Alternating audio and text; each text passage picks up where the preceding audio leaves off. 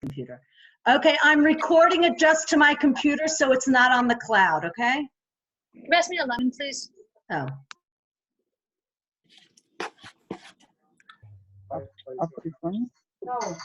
Everyone can see the chat, and we are recording.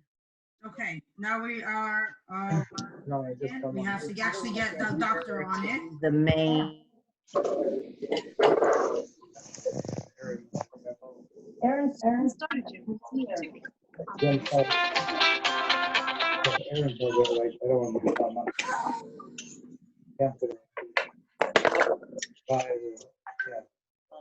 Did I miss anything? I just got on. No, we have to wait. We have to actually, I have to email this information to everyone who's not on our chat. Oh, okay. So I missed nothing. I'm Great, so wonderful. sorry. Hi, everyone. Thank you, everybody.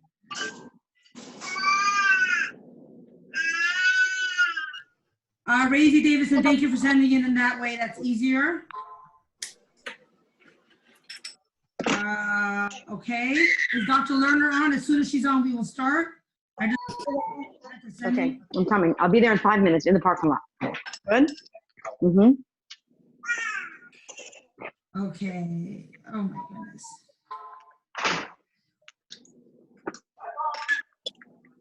Mm-hmm.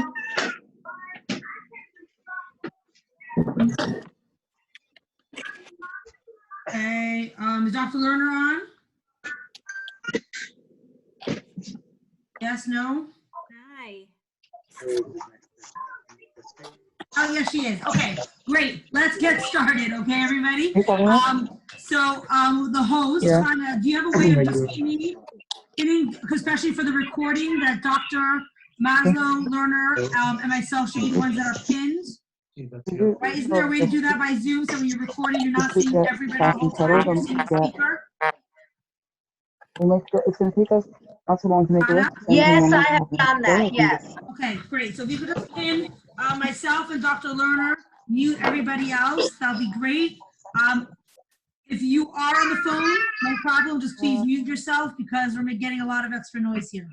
Okay, so sorry for the delay. Okay. Well, hold on 1 second. Hold on 1 second. I cannot mute everyone and pin 2 people. So if everyone could please mute yourself now so that the 2 people who we need to hear will be on. Thank you.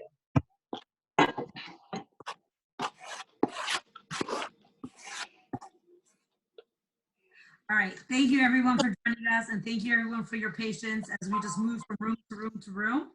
I guess that was in charge, and I'm glad we started at 1:30 so that it's now close to 2 and we can still finish within our hour. Okay, so today's topic, brought to you by Mcquewick.org and JOMA, is Corono Mikvah, an update as the world reopens. The reason why we had started this Zoom, this meeting, for those of you who are on we have chats going on for Mikvah attendance, and if you're not on it, you're welcome to message me 732-534-2948 to be added to that attendant chat. And there was a lot of discussion. Now some of the rules have changed. Cities are reopening, camps are opening, schools are opening. Can't we get a little more relaxed at the Mikvah? So thank you, Dr. Rasheva Maslow Lerner, for agreeing to talk to us from a medical perspective so we understand better the rules have changed, why, what's scientifically based and what's not, what can be changed at the Mikvah and what is too soon, and why would we be more strict at the Mikvah than anywhere else in society where we are significantly opening up right now. And if we can relax, because as we know, everyone has gone through so many extreme measures to keep the Mikvah safe for the past months. And so if we can make it easier at the Mikvah, then obviously we want to do so. So let's just start with basics. Can we just go to business as usual at the Mikvah? Right now, let's start from there. Dr. Maslow Lerner also has all the questions that many of you submitted in advance. So she's going to address the basics, address those questions, and then please use the chat box for any additional questions, and she will continue to answer them. So thank you. I'm going to mute myself now so that Dr. Maslow Lerner can be the one that's pinned and up.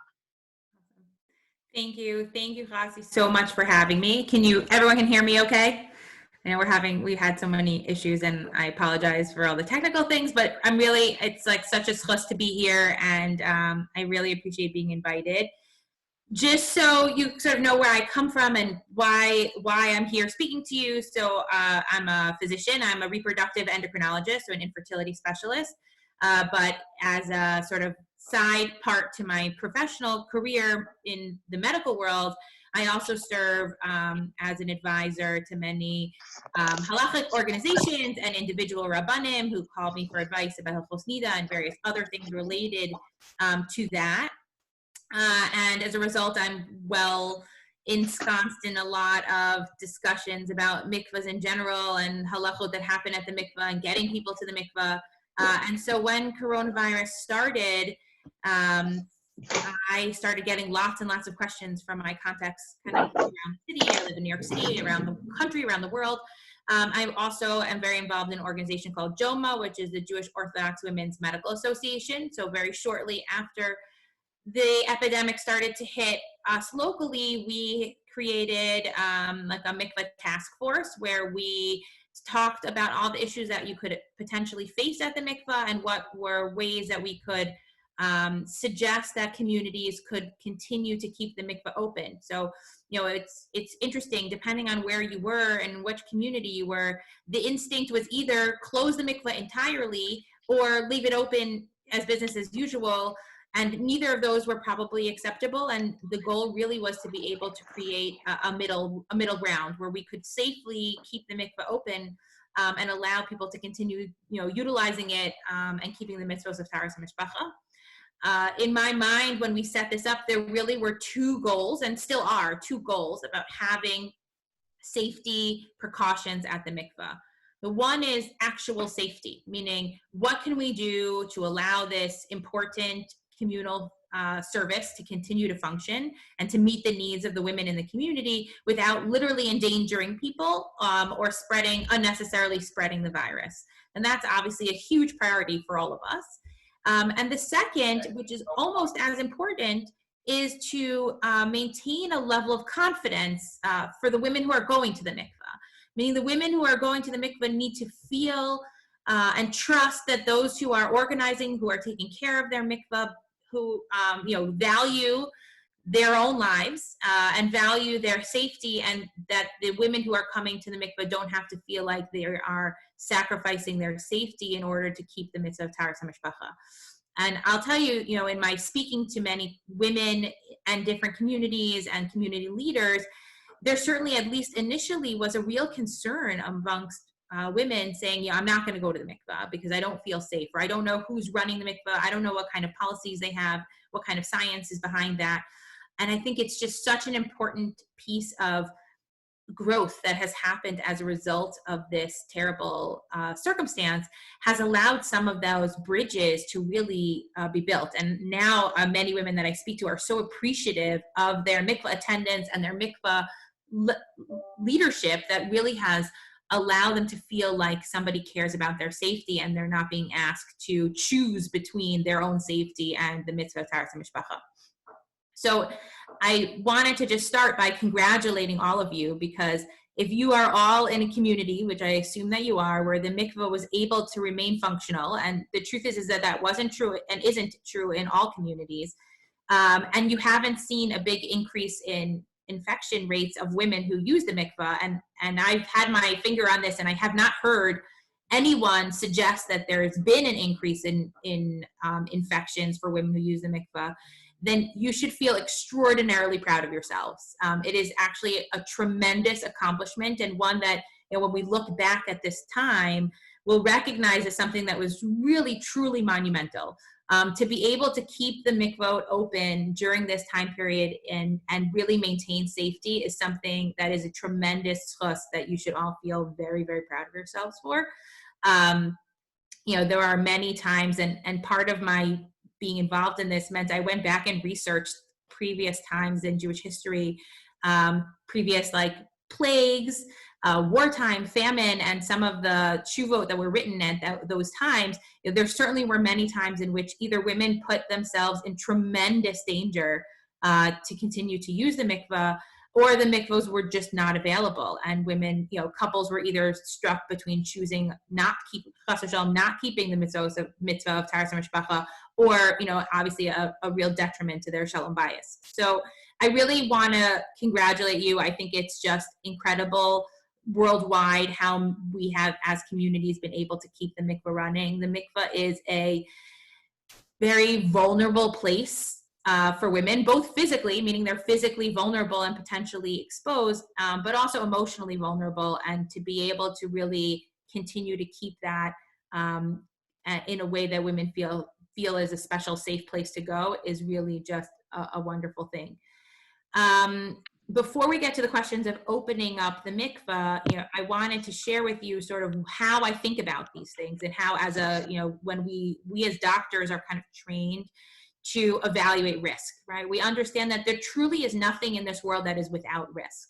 And that is definitely true when it comes to this virus. There's no way to eliminate the risk of infection. You could stay home and seal yourself off from society, but any even slight contact with society is going to have some degree of risk. The risk may be very small. And certainly we know that completely, isolating ourselves from society has risks too. It has, keeping kids home from school has financial risks to parents, right? It's very hard for parents to work if their kids are home.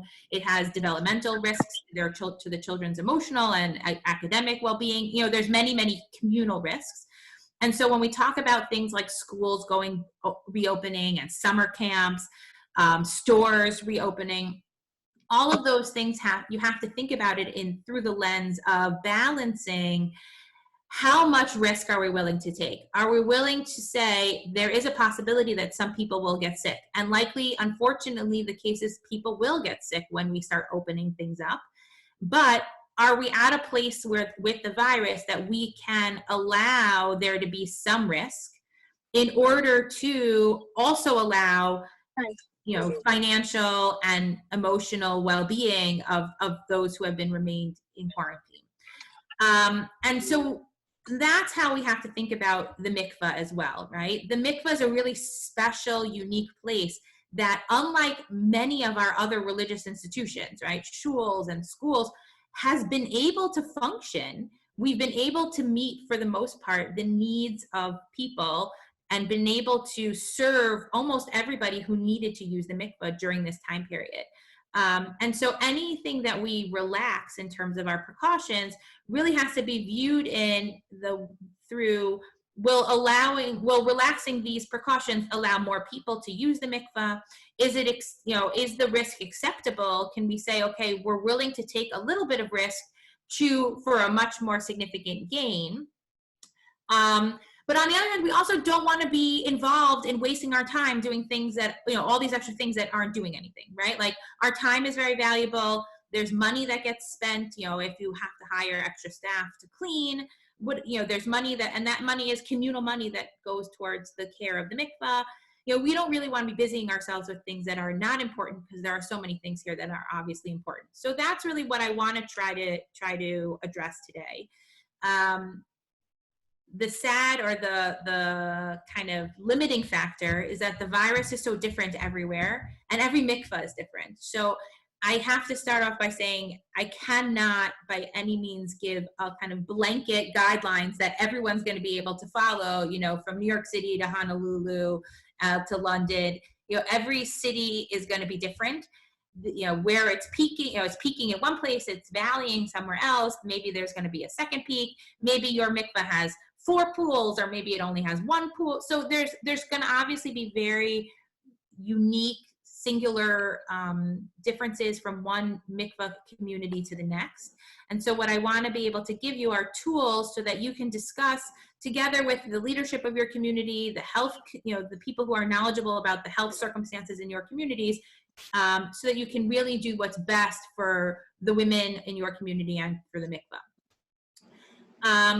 Here's what we know are the facts right now. So for the most part, this virus has peaked and is on the way down. There are still locations in the United States that are sort of in their peak, but from my understanding, certainly in major communities, we're starting to see the virus decline, or the burden of the virus decline, and that's why we're having people talk about reopening things. The biggest goal of having people stay home and closing schools and closing shuls was really to ensure that if we slowed down the pace of the illness, that we weren't going to overwhelm the medical system. And that's real. That I think to many degrees was a successful endeavor. But now that the virus has slowed down and the medical system is back where it has capacity, it's not worth keeping people home. And we've also learned a lot more about the virus. So when this first came out, we really did not know a lot, and now we know more.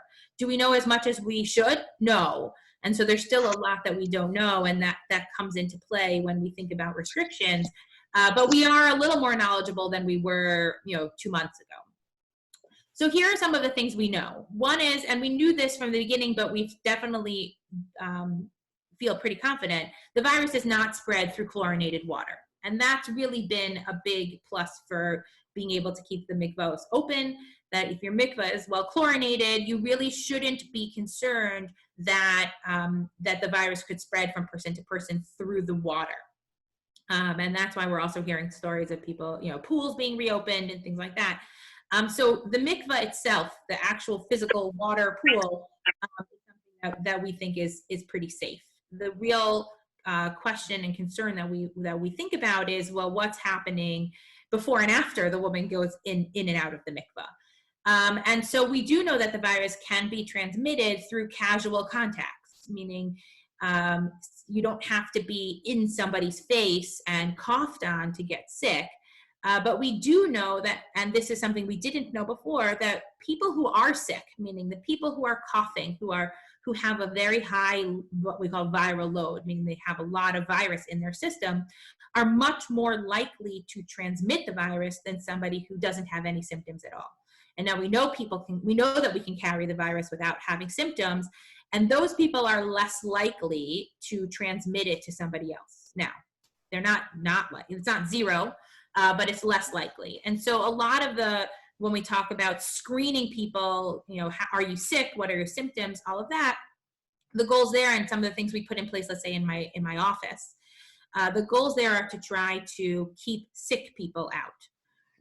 The people who are asymptomatic, who have no symptoms but are carrying the virus, it's going to be very hard to identify who those people are, because our testing is still not up to par. Meaning we can't really test everybody, and even if we could, there's still a very high false negative rate, meaning the testing comes back negative when it could be positive. Now, I know that you are all located in lots of different places. There may be locations where the testing is more reliable than others, so we have to kind of take that into consideration as well. The other two tools that we've learned about is social distancing, right? Keeping people more than 6 feet apart has actually really been very successful at limiting the spread of the virus, because if you cough, it doesn't go very far. And the third thing is wearing masks, or PPE, personal protective equipment.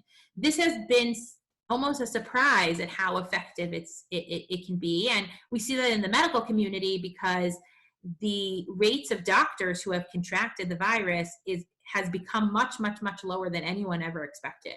And that's a result of giving doctors good protective equipment. And so this whole wearing masks in the street thing is probably going to be with us for a while. Ultimately, for as long as there is a risk of infection, we probably can't expect that the mikvah is going to go back to normal.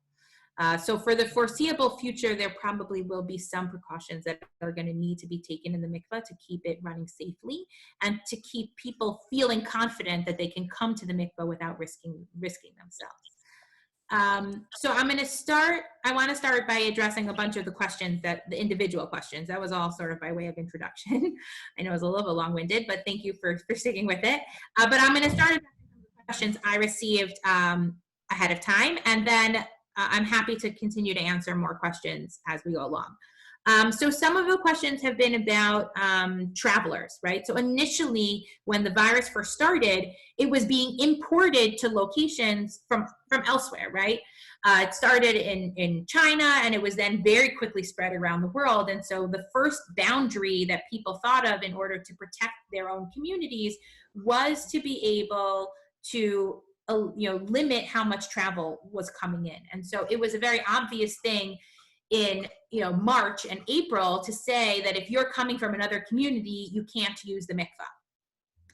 I think we're in a very different place now in June. I think certainly where I live in the New York tri-state area, there isn't really a community that has not been touched by coronavirus. Actually, I live in Riverdale, which was one of the communities that was hit very, very early. So the very first case in New York State or New York City was a parent at the school that I send my children to. So my children have been out of school since the beginning of March, since March 2nd. And our mikvah was one of the very first mikvot that had to put in restrictions. And this was one of the things we really took seriously if you had traveled from elsewhere. And I think in Eretz Yisrael, that's really one of the ways that they were able to limit the spread of their virus, was that they basically shut the borders and you really couldn't travel. But now, I think things are different. And, we talked about as the summer comes, people are going to be traveling more for the summer. That means that they're going to be using mikvot that are not their home mikvah necessarily. And I think there's room to reconsider. Obviously, it has to be taken into, you have to really think about your local mikvah and how it's used. Who are the people who are coming and where are they coming from?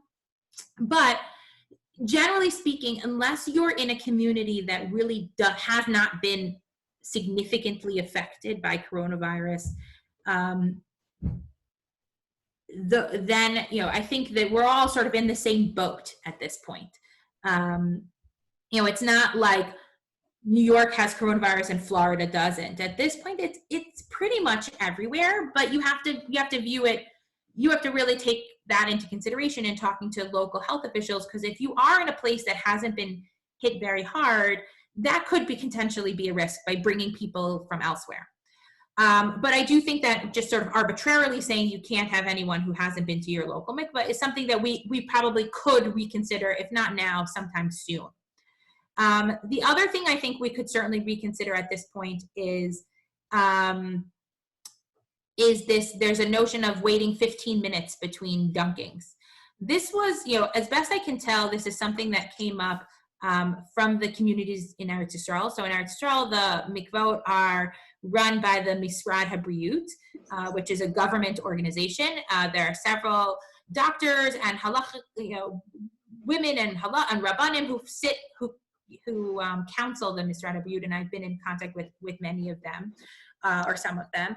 So somewhere along the way, they recommended having 15 minutes break between one person, one dunk to the next.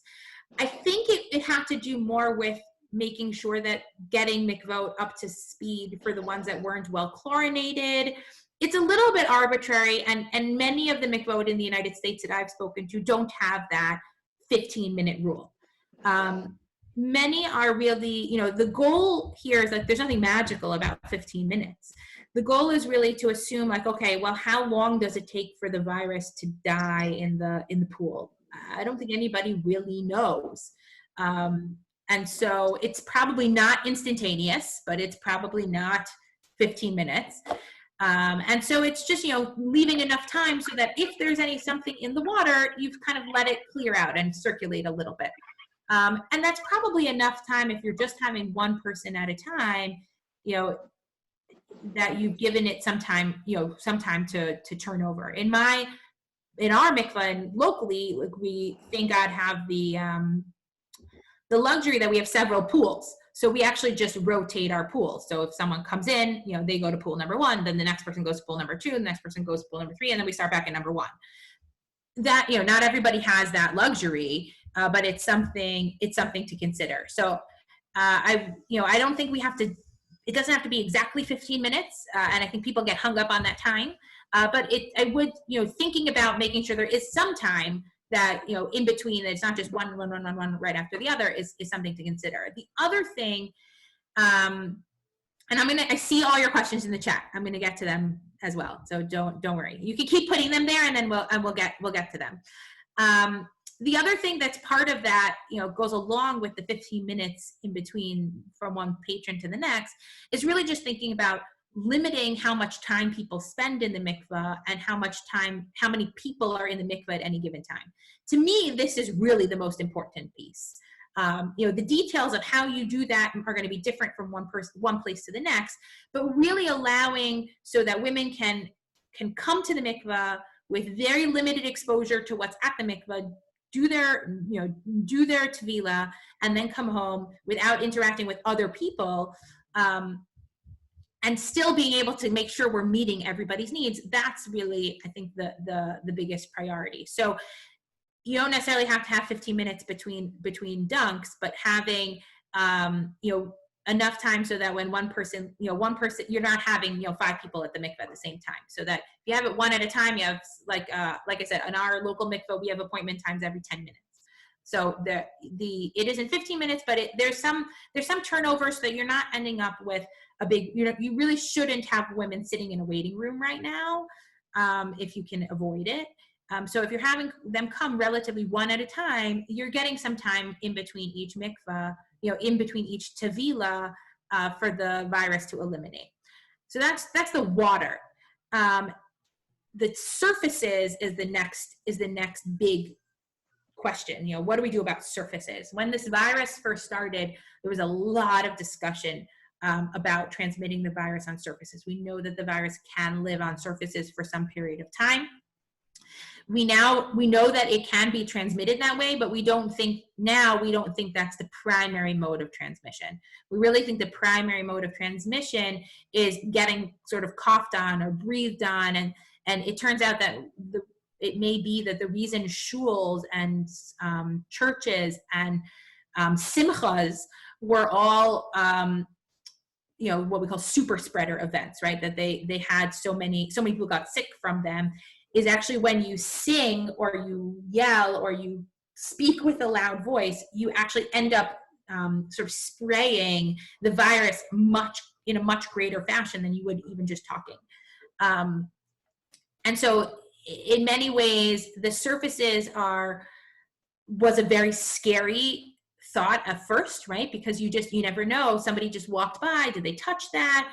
How long has it been there? And in our offices at first, we were like wiping down every surface every 10 minutes. We'd walk around wiping surfaces. And I know in our mikvahs, we were doing similar things.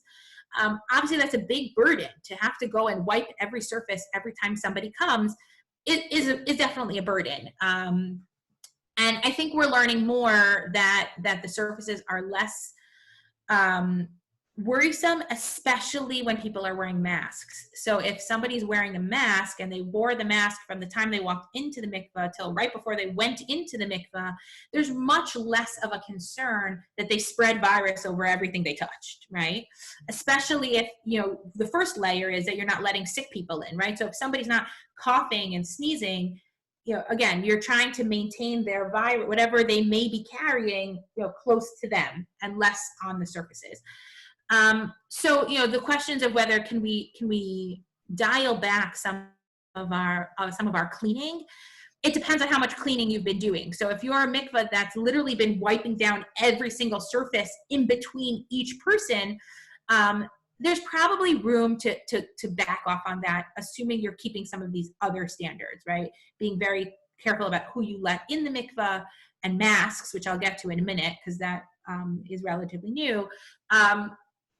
I think if you're being cognizant about that, then that's something that you can think about being less aggressive, right? So maybe it's wiping down in the beginning and at the end, or in the middle, or something probably more frequent than we were doing before all of this, but it doesn't necessarily need to be between every single person per se. That being said, you also have to think about how are women going to feel about that? I think if there are women who feel that they feel some sense of safety knowing that things are being wiped down, and that's going to make them afraid to go to the mikvah, that might be something to consider. It might be worth, I know that there's mikvahs that keep wipes in the bathrooms, and they're like, if you use the bathroom, please wipe it down. That's one way. I think there are lots of different ways we can address that. From a pure safety standpoint, it probably doesn't need to be wiped down between each person if everyone's wearing masks. So that brings me to my next point about masks. So the masks, I think, is a new thing that really wasn't in our kind of first set of ideas about how to put in precautions. And we're definitely learning more about the impact of masks. I do think, based on what we know now, and again, in a few weeks that could change, but based on what we know now, I think masks do a very good job of helping people keep their germs to themselves. And it probably is prudent, and I know many of the mikvahs that I've spoken to who have asked me for advice are now requesting that women wear masks when they walk in and keep them on until right before they go into the, do their tevilah, put them back on the way out. And the mikvah attendants are wearing masks as well. Now, the mikvah attendant is a really unique position that you are all in, because on the one hand, you're the ones who are most at risk because you're being exposed to lots of women, right? Each individual woman who's coming into the mikvah is exposed to you and to maybe the one or two people who may have been there before or after her. You're the one who's exposed to everyone. And so maintaining your safety should be a huge priority. Not only because your lives are important and your health is important and you're important people, but also the mikvahs need you to run. So the community as a whole should feel the responsibility to keep you safe too. And so I would definitely hold the mikvah attendant to a higher standard, meaning I think mikvah attendants really should and maybe should want to wear masks all the time. Gloves, to be honest, the gloves, if you are wearing gloves and then you touch something with your gloves and then you touch something else with your gloves, that you didn't really accomplish anything, because now you have it on your hands and on your gloves instead of your hands. Especially if you're going to touch your face. That's the other nice thing about masks, is it prevents people from touching their faces. And so I think as a mikvah attendant, gloves are and have been shown to really be not necessary unless you have to touch somebody. But hand washing as much hand washing as possible. There's probably not a limit to how much you could be washing your hands, but really certainly washing your hands in between each time you touch something or touch a person is going to be your biggest safety for yourself. And you're going to be very much like the way we talk about the doctors who are going to the front lines. I mean, when I was seeing patients during this, I had and this was before we were really wearing masks, but I changed my clothes when I got home before anyone saw me. I showered as soon as I got home. Those are things that they may, especially if you're keeping your distance and you're not treating sick people, right? You're hopefully keeping the really sick people out of the mikvah. Those may be extra precautions, but you're the important person who, if you're going to take extra precautions, it should be you who takes those. So that was thinking about the mikvah attendant and really trying to protect her or you. It is very important too, and that's why masks and hand washing are really also very helpful for you, and less so about the surfaces themselves. Preparation is the next question, has come up a lot about preparation. So preparation has a few issues and complexity. So one is the safety of the prep room, right? If somebody's showering or bathing or going to the bathroom, brushing their teeth, doing all sorts of things in the prep room, if they are unknowingly carrying the virus, they've now just spread it all over the prep room, and then somebody else is going to use it after.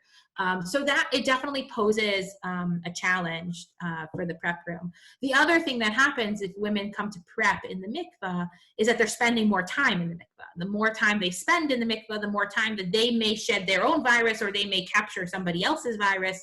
And so it's sort of twofold. telling women to prep at home means they spend less time in the mikvah. It means they spend less time shedding their virus and less time potentially retrieving it from somebody else. So, and it keeps your surface, it keeps your prep rooms as clean as possible. I think it's going to be a long time before we get back to where we essentially require that women take a shower in the mikvah before they go to the mikvah, before they do tevilah. Now that's, you know, I'm not here to paskin the halacha and the minhagim related to that, but I think it's going to be a while before we're back at that stage. Now, I think the better question is, what do you do for women who either can't prep at home or it's very difficult for them to prep at home? Is there some portion of women who could come prep at the mikveh as a service to them? Meaning we're not requiring them to prep at home, prep at the mikveh, but we're offering it to them as a service. I think individual communities can evaluate that. So in our community, we're looking into that. And I think it's, you know, one of the things we think is that showers are probably better than baths because it's easier to sort of wipe down the shower and rinse it off. There isn't water just sort of sitting there. So that's one thing to think about in terms of how you may want to open those up. Somebody had sent an email about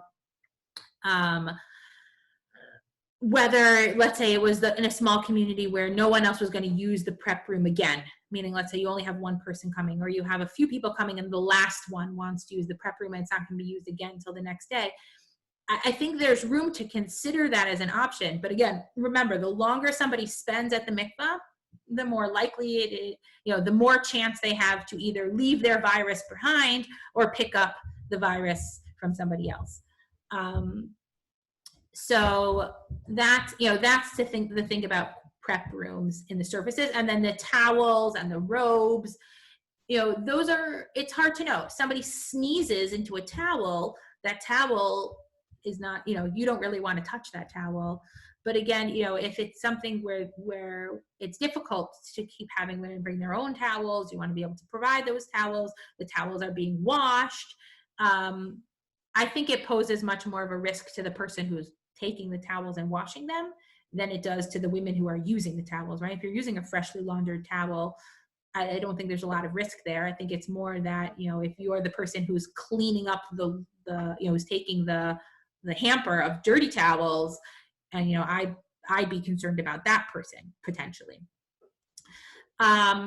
Somebody asked about taking temperature. So this goes back to talking about the first level of defense. The first level of defense is trying to keep sick people out of the mikvah. And this is where it's going to be different for community. So we talked about travel. I think, again, travel, you know, delineating people by travel is probably not as helpful now as it was a few months ago.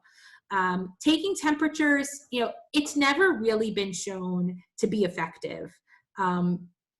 It's very unlikely that someone doesn't realize they have fever.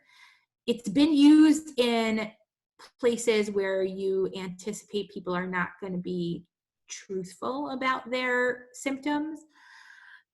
I'd like to think that in our communities, people take the safety at the mikvah very seriously, and they're not going to try to like play games and pretend that they're sick. They're not sick when they are.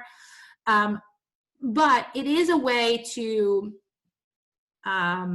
instill confidence, I think, right? Both for you as the mikvah attendant to say, okay, everyone who's coming in doesn't have fever, and for other people to feel like, okay, they take the guidelines seriously here. But is it true that you're going to be able to keep people with the virus out by taking their temperature? You're not. And as we get further, you know, less so in the summer, but certainly in the fall, when like other illnesses start popping up again, you're going to be much more likely to be picking up people who have something else and not coronavirus. Which brings me to my next question, or the next question is, well, what do you do when people who are sick who may not have coronavirus? So this is the question I've been getting this week, actually, because I think pollen just like peaked in New York City in the last week or two. And so I'm getting a lot of questions about people who have seasonal allergies, right? So they have, you know, sore throat and cough and, you know, nasal congestion and all these things, and they're certain it's from their seasonal allergies. This is a really difficult question because on an individual level, my heart, I want to say, like, you're right. As a doctor, it makes sense. You have seasonal allergies. I don't think you have coronavirus. And you should be able to use the mikvah. But as a community leader, when I have to think about the whole mikvah and the safety of all the women who go to the mikvah, part of me says, I don't want someone who's coughing and sneezing coming into the mikvah, even if it's not coronavirus. And so how do you make that delineation, especially for somebody whose seasonal allergies may last weeks, right? You can't just say, oh, wait 7 days to see if corona makes itself known, or wait, whatever it may be. They may not get better, and this may last them till September, which is a horrible thing. So I think I think that this is where testing may help. It may be that if somebody has symptoms and then they get tested and their test is negative, that as a mikvah leadership, you can say, okay, that person is very unlikely to actually have coronavirus, and will allow them. It maybe makes sense that if you have somebody who, let's say, has seasonal allergies, because I think seasonal allergies is something that's very unique because it's not an illness and it's going to last for a while. But if you have someone who has seasonal allergies, maybe they go last. I think there's room to be creative about this. It's hard because seasonal allergies also, everybody experiences their allergies in different ways. Some people. I'm going to interject just for 1 second. I know we got a late start. Yeah. Our hour. Okay. So let's move on to all the questions. We make sure we get it all done before. Yes. Okay. So just one last word on seasonal allergies. They just are very different. Everybody's different. So there's going to be some significant overlap there. I'm looking at some questions that we haven't gotten to yet. So leaving people's coats and shoes at the door. That's actually, I think, a very smart thing. Thankfully, as we go into the summer, maybe coats at least, aren't going to be as necessary. But again, it's all about, the mindset is all about how can I limit the amount of virus that gets deposited in the mikvah, and how much can I limit people actually then receiving that virus if it gets in. So leaving, I don't think we're seeing a lot of people bringing in virus on their shoes. That hasn't really been something that's been documented. I think what would be, it's something that's, if you're in a place where there's a real high prevalence, that might be something that's smart. As things that are, as we're sort of seeing less and less of it, that may not be as necessary. I think what's more necessary is really just limiting the amount of time people spend at the mikvah and how many women are at the mikvah at the same time. That's really, to me, like the biggest priority. We talked about temperature. In China, they stress the shoe thing. Yeah, it could be. I haven't really heard about that here. It's hard to know. You could think about it. And if it's not such a big tircha to have people take their shoes off and change into slippers at the door, yeah, I think that's actually, that could be helpful. Let me see if there are any other questions here that we haven't addressed. Yes, bromine and chlorine are the same. I think someone answered that, but yes, bromine and chlorine have the same impact on the virus. In terms of how we check, mikvah attendants checking the patrons, not only do I think it's good practice for you that you may not want to be so close to other women in order to protect yourselves, I do think that it does help other women feel safe about going to the mikvah, because the last thing we want is for people to feel unsafe at the mikvah, because then they're either not going to go or they're going to go elsewhere, or depending on where they are religiously, that they may compromise things.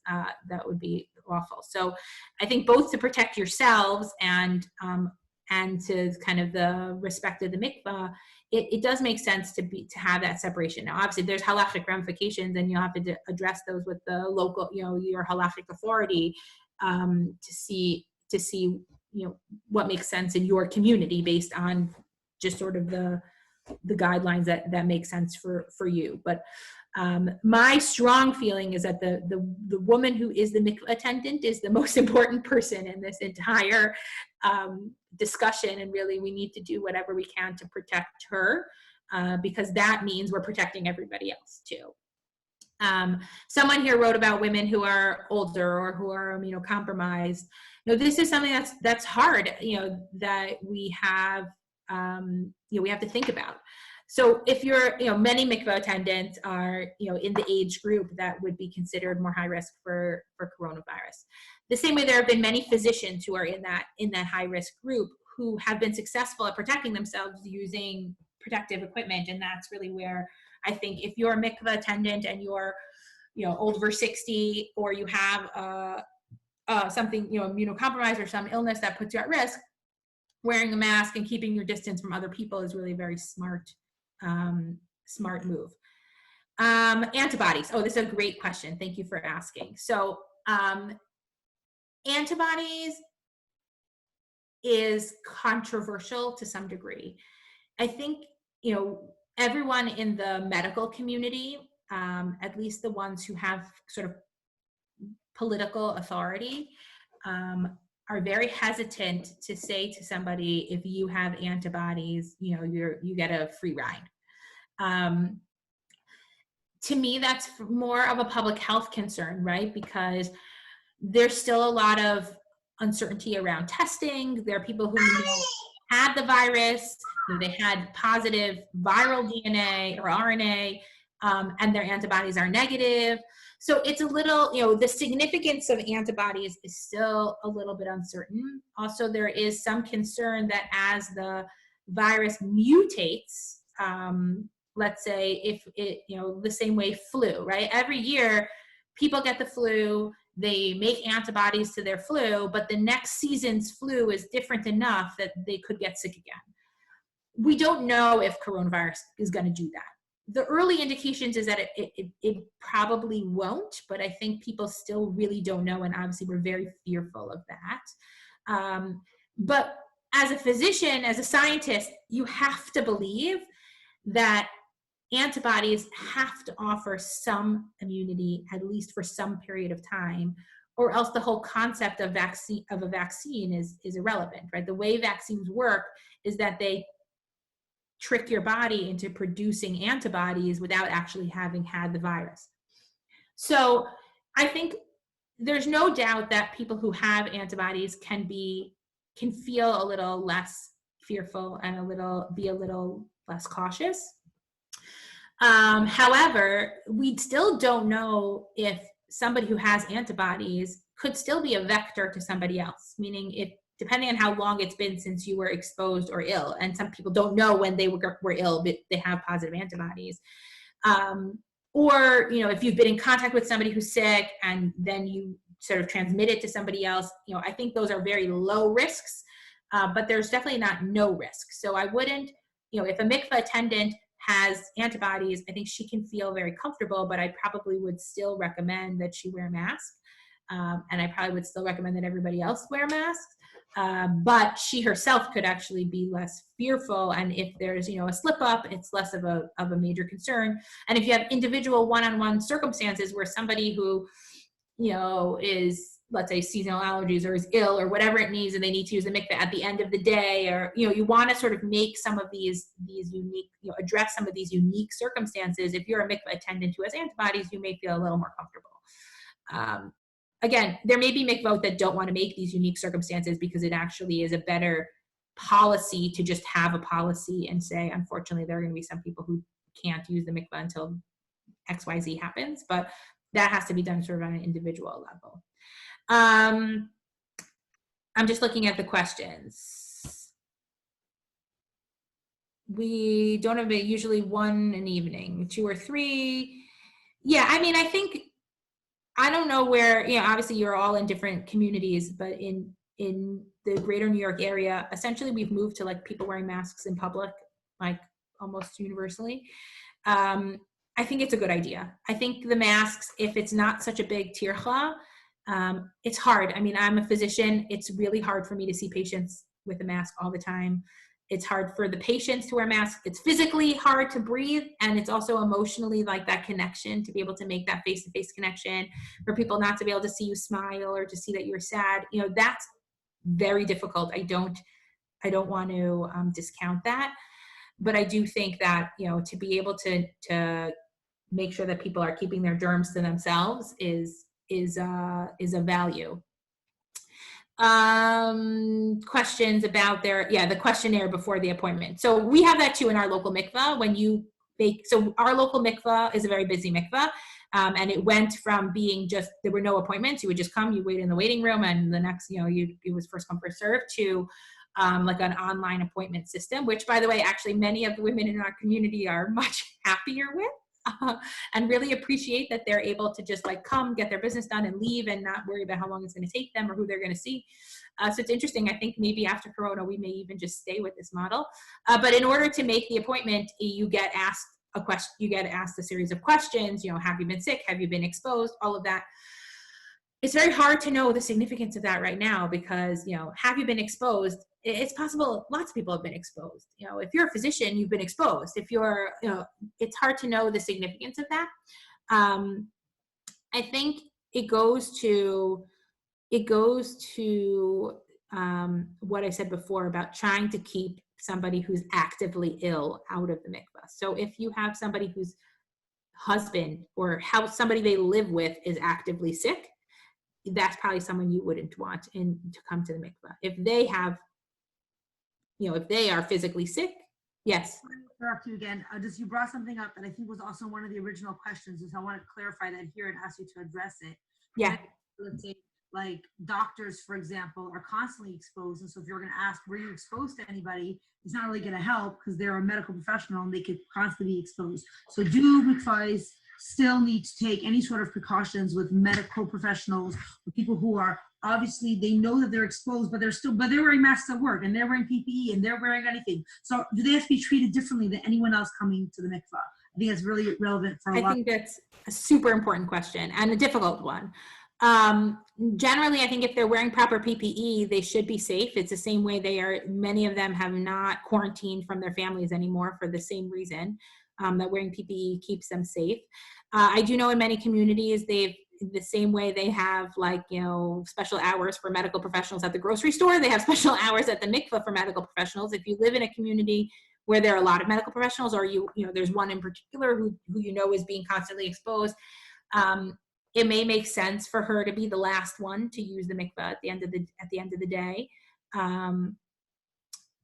You know, I do think that somebody it's different. A medical professional, like, I'm not being constantly exposed anymore, right? Like, I'm seeing women in my office. I'm a fertility specialist. That's not a high risk group. I'm not seeing tons of coronavirus anymore. You know, my friends who are emergency room physicians or ICU physicians, I mean, they were seeing a lot of it, and many of them are not seeing as much anymore. So I think it's constantly evaluated, because things are just changing. And I think if medical professionals are wearing PPE, they should be well protected. But if you have the opportunity to give them a special time at the end of the day, that may be helpful, both for them, for you, and for everyone else in the mikvah. So I just want to make sure, because we're running short on time, if there's any other questions. I'm obviously not going to be able to get to everyone's questions, but as many as I can. Okay, I have a hard time breathing with a mask. If I go to the mikvah during the day when there's no one there to fill the water, check supplies, do I have to wear a mask if no one is there? Yeah, I mean, I think the mask is really to prevent you is to keep your germs to yourself when other people are around, right? So if you're in the mikvah by yourself because you're cleaning or you're doing something and nobody's going to be there for a few hours, you probably don't need to wear the mask unless you're coughing or sneezing or something like that. And if that's the case, you probably should ask somebody else if they can to do whatever it is that needs to be done at the mikvah. But the mask is really meant to protect person to person, right? If you sneeze or cough or, you know, exhale very loudly, you know, that you're keeping your germs to yourself and not to somebody else.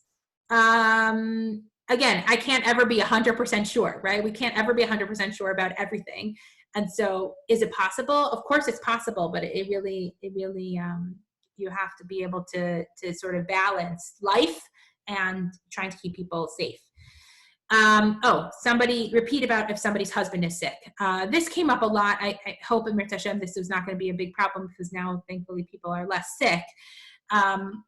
It's very challenging when you live with somebody who's sick and you worry that that person is going to have coronavirus. That's a very high risk situation. There's been, even though we hear all these stories about family members that are not, that one got it and the other one didn't, it's very unclear why that is. You could have a family where, let's say there's 6 people in the family, 5 of them will get it and 1 person won't. So there is very high spread amongst family members, but it's not 100%, and it's very unclear why some get it and some don't. So I'd be very cautious with somebody who has a family member that they live with who's ill. Now, we can throw testing into the mix. We can throw, wait 7 days to see if they themselves develop symptoms or have them tested, and those things are going to have to be adapted as we learn more about testing and as testing becomes more available. What if that person has antibodies? These are all different things that have to sort of be discussed on an individual, local level based on the prevalence in your communities. But definitely something to think about. Somebody saying that their community was not affected by coronavirus and what happens with tourism. That's, that goes back to the very, very early first question I said. I think if you're fortunate enough to live in a community where you didn't see a lot of coronavirus and now you potentially may have people coming in from other communities, that you may want to discuss that with your community leaders and the people, the women who use meaning your priority should be the women, your community, right? Those are the people you should have the priority first. And it's worth a discussion that you may still want to uphold that, not allowing others to use your mikvah. I mean, your original responsibility should be to keep your mikvah safe. But, in many communities where it's, there's no, is there a big difference between, what happening in one community and happening in another? It's probably not. And then if you can allow, more people to obviously, especially if they're not going to have access to the mikvah because they came from vacation or whatever it may be, obviously you're increasing the use of the mitzvah, and that's a good thing. So I would say, the tourists it really has to be evaluated based on your individual community. I think there are many communities where you absolutely could allow tourists, but there may be some where you shouldn't. Sorry, I know. I wish I could be more assertive. If there are any, I'm happy to try to continue to answer more questions. I'm going to read a couple more that weren't addressed, and then okay. I'll sift through what you did and did not. Do I need to be more cautious because I live upstairs from the mikvah? Until now, I felt like I had a responsibility to everyone around me to see that I'm taking it seriously. And now the world's opening up. My kids' camps are opening up. My kids' schools are opening up. Do I have to completely isolate myself more than anyone else in my town because I'm the mikvah lady and I live upstairs? I think that's an amazing question. And whoever wrote that, who was being extra super cautious because you were the mikvah lady, you are, I think you deserve a lot of credit. It is not easy. And I know, as a physician, I also sometimes feel like I need to be a model for my community. And I'm certain as the mikvah attendant, you must feel that way as well. But, you also can't be expected to put your life on hold in ways that don't make sense. I think that you as the leader in the community and as the one who is the protector of the mikvah, you should adhere to local guidelines and shouldn't take them, you should only be as cautious as what is recommended, right? And so if your kid's camp is opening up and you feel it's safe to send them and the setting is safe, your children shouldn't have to suffer for that reason because you're the mikvah lady. And the same thing, someone mentioned teachers. Teachers are going to end up being the new doctors, right? Teachers are going to be exposed to children, to students. I think that you can live your life and you don't have to you should hold yourself to the highest standard that is required, but I don't think you need to go, above and beyond, especially if it's such a huge burden. For example, in Eretz Yisrael, where things are opening up more, they have not really lifted many of the, really any of the precautions they put in place at the mikvah, except for this 15-minute rule that they sort of got rid of because that really didn't come from anywhere. And they're not, the mikvah, the balaniyot, the mikvah ladies in the Israeli mikvahs, they haven't been they're living their lives the way everybody else is. There's teachers, the schools are getting shut down when there's exposure, we're going to experience that. What's going to start happening is there will be small little pockets of outbreaks potentially, and those people are going to have to be quarantined or tested or observed, and those are the people you're going to want to keep out of the mikvah, and everybody else is going to try to kind of have to keep your life in check. Now, if you are the mikvah lady and you're also a teacher or you're also a student at camp, I think they're the same way when things were really serious and we were worried that if the mikvah lady gets sick, who's going to run the mikvah? You may also have to have some backups. If the mikvah lady's child gets quarantined because someone in their bunk was sick, is there a backup that could, have some of those plans in place? But we can't stay isolated forever. I think the mikvah is going to be, has to be a safe place. It makes sense to keep the mikvah standards higher than schools and shuls because we can function with some of the higher standards, but we also have to live. Do you feel it's safe for a person with underlying health issues to come to the mikvah for immersion? This is a tough one, and it depends on the underlying health issues, and it depends on the community and how prevalent coronavirus is in those communities. I've definitely heard of,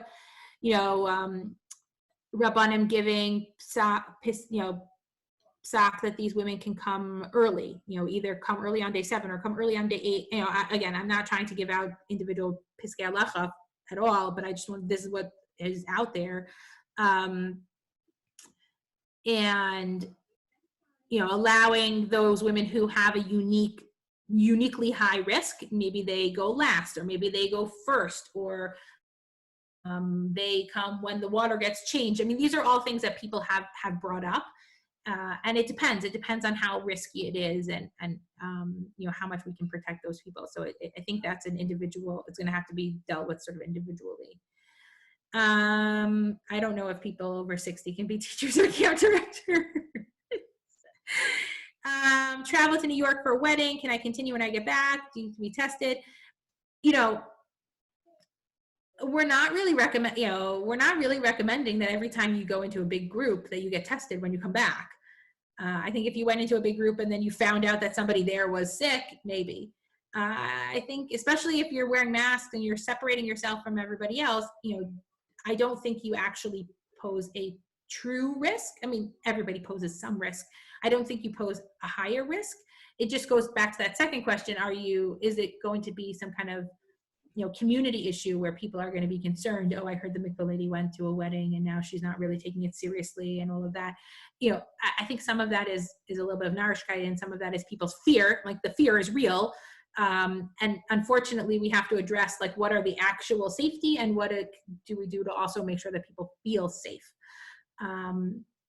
And again, it's going to depend on your individual community. Thank you so much. My pleasure. Everything. If anyone feels they didn't, you can type it in quickly now, but I think I went through the questions and I think we basically got it addressed. I'm going to summarize in short what I understood, and if anything I'm wrong, please correct me, because this way we'll be able to continue the conversation. Our chat is that, number one, the mask is probably the most important restriction that we keep on. And now it's actually even more than what we did in the beginning, is that everyone, the attendant and the woman, need to be wearing a mask all the way up to the point of immersion, wearing a mask, and wearing a mask afterwards. That's going to help protect us. And that for the foreseeable future, we should not be allowing bathing at the mikvah. Perhaps in some situations, a shower can be allowed when the woman needs it, and the mikvah can handle cleaning up that shower room afterwards, right? As far as towels and robes, you said the biggest concern would be for the attendant. So if a mikvah is small enough, or they feel like they have a system where the person can dump it directly in the wash machine, or they're not concerned about the attendant touching the mikvah, perhaps that's something that they can relax, right? Okay. And then the travel ban, unless you're literally in a city where you've been blessed to not be hit at all, concerned that people from other places might be bringing it to you. In most places, we can relax the travel ban, so to speak, and allow out-of-towners to be using our mikvah. And you also feel that we don't need to be doing 15 minutes anymore. So I know there's a few people here who are running really huge mikvahs. That's been a tremendous burden. Again, I'm just going to, because I know some of the people who are on here, there's one caveat. If your local pool expert told you that the way your pool is chlorinated, you need to wait, don't stop waiting. But for those of you who have regular chlorinated pools that are on constant chlorinating systems, the 15-minute wait is no longer necessary, but there should be some time. So even if it's 5 minutes, that would be sufficient. Did I understand you correctly on that as well? Yeah, I mean, I think we don't know what the time is, right? Our 15 minutes was arbitrary. I think it's just there, we could try to take some scientific studies. You drop some like colored drops in your pool and see how long it takes for the water to circulate. I don't know, honestly, like the physics of it, but I do think, limiting so that it's not like one person comes in and the next, like Yotze and they come and go. It's, if there's some time that allows whatever, the chlorine to work, I think that's probably sufficient, especially in a community where there's a big burden. Again, if you have the luxury of rotating which pool you use, then that allows you to see more women faster. And then by the time you get back to the one you started, then there's been time. And then somebody asked about the filter in between. Yeah, okay. I mean, I'll be honest, I don't know enough about how individual pools and pool special filters and all of that work. So it's probably worth doing a little bit of asking. It may not be necessary, or it may actually be good. And I don't know how much of a tircha it is to run the filter for a minute or two. So I don't know that I feel so qualified to answer that question. I think the chlorine does a good job, and it's really more just allowing the water to circulate. Okay, and one last point that you had mentioned briefly, but I think we need to go back to just because of it's so important, especially in areas where people really are not, the professional doctors don't want to take responsibility for antibodies, but really right. And so if, let's say, I know it's happened locally, maybe, and other people have this experience as well, a woman will come in and say, listen, it's really hard for me to wear a mask. I have antibodies. Let me just go in without a mask. And the attendant feels, but I need you to protect me, so I need you to wear the mask anyways. So if someone has antibodies, do they no longer have to wear a mask, or does this need to be a policy across the board? Because that's the only, that's the most important precaution.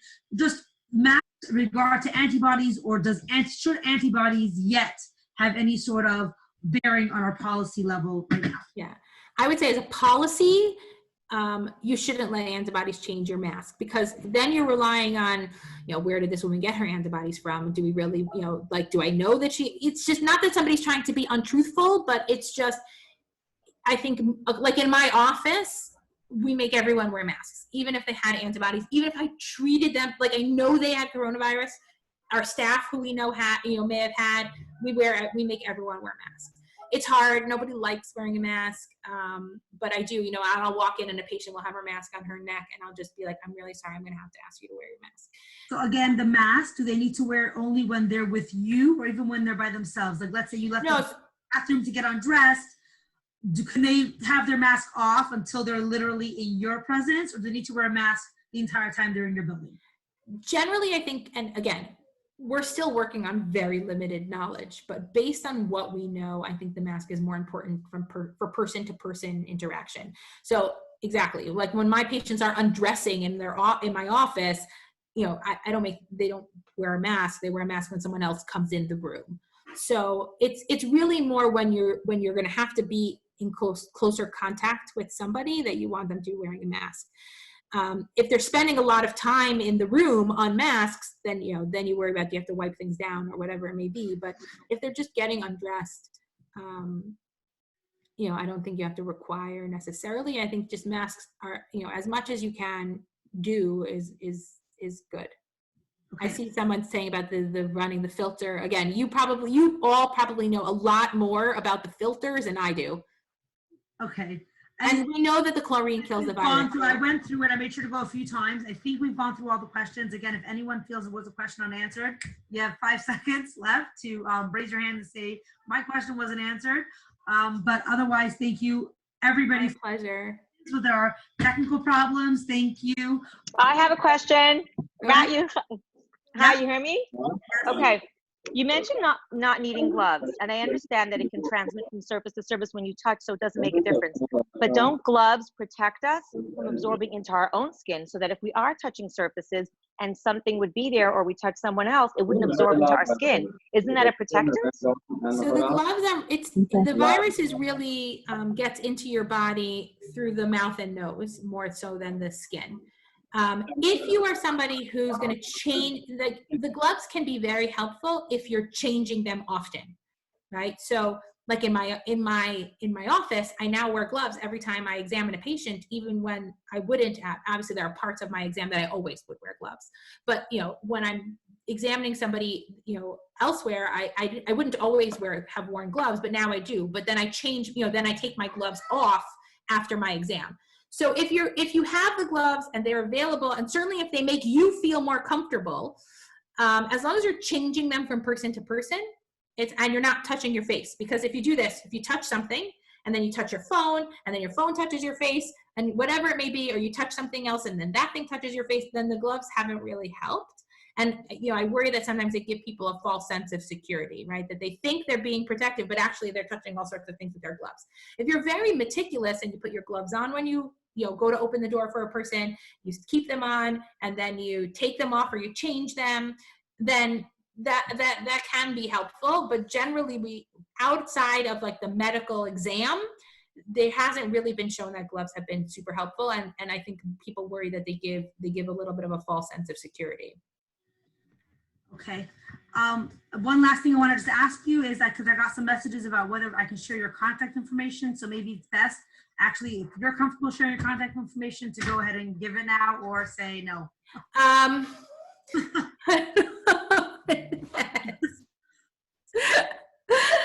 Let's readdress that afterwards. Okay, fine. So we'll address that afterwards. So thank you, Dr. Mazza-Lerner. I really appreciate your time. Thank you. Time here. Whoever, I think Connie Krasyansky was the host, so if you can please send me the recording. I'll make sure to send it to all the people who said, I missed half of it, I missed this, I missed that. So people. Wonderful. And again, if we end up with a bunch more questions, then we'll see if we can reschedule this again. Yeah. Tech issue free. Thank you. All right.